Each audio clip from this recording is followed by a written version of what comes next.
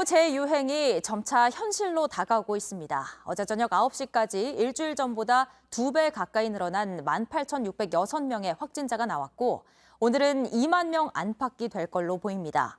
전체적인 면역력은 떨어지는데 변이 바이러스는 자꾸 늘어나고 있습니다. 4차 접종에 대한 적극적인 논의가 필요하다는 지적이 나옵니다. 유요한 기자입니다. 서울 마포구의 한 선별진료소입니다. 한산했던 선별진료소에 다시 사람들이 몰렸습니다. 서울의 다른 선별진료소 역시 코로나 검사를 받기 위해 줄을 서야 합니다.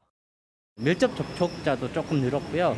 그리고 자가 키트 스스로 하셔서 들고 오시는 분들도 조금 늘었어요. 오늘 같은 경우도 한 400명 왔는데 코로나19 신규 확진자는 18,000여 명으로 일주일 전보다 2배 가까이 늘었습니다.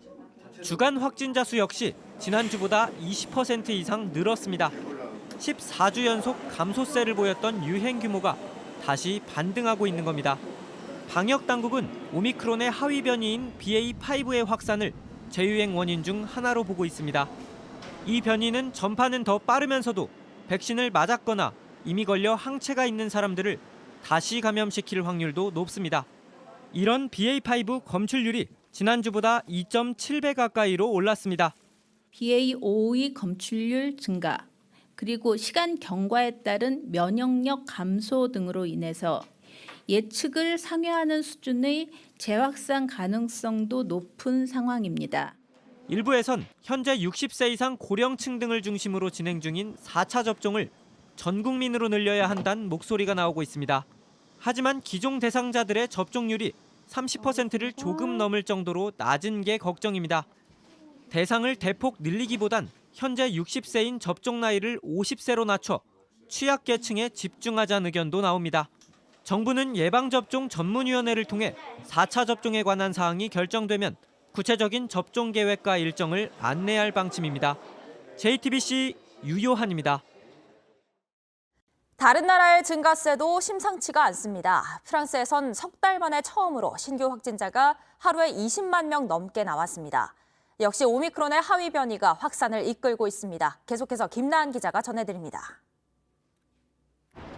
현지 시간 5일 프랑스에선 코로나19 신규 확진자 20만 6,554명이 나왔습니다. 석 달 만에 가장 많은 숫자입니다. 프랑스에선 코로나 확산이 시작된 2020년 5월부터 코로나19 모니터링 시스템을 운영하는 법안을 만들어 시행 중인데 재확산세가 심상치 않자 보건부 장관은 이 법안의 시효를 내년 3월까지 늘려달라고 요구했습니다. 마스크 착용도 다시 권고하고 나섰습니다. 세계보건기구는 지난달 20일부터 일주일 동안 전 세계 코로나19 확진자가 428만 명 발생했다고 밝혔습니다.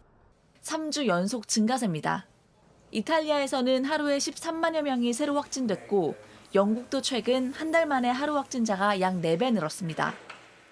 일본에서는 최근 일주일간 하루 평균 신규 확진자가 2만 명 넘게 나왔는데 한 주 전과 비교하면 58% 늘었습니다.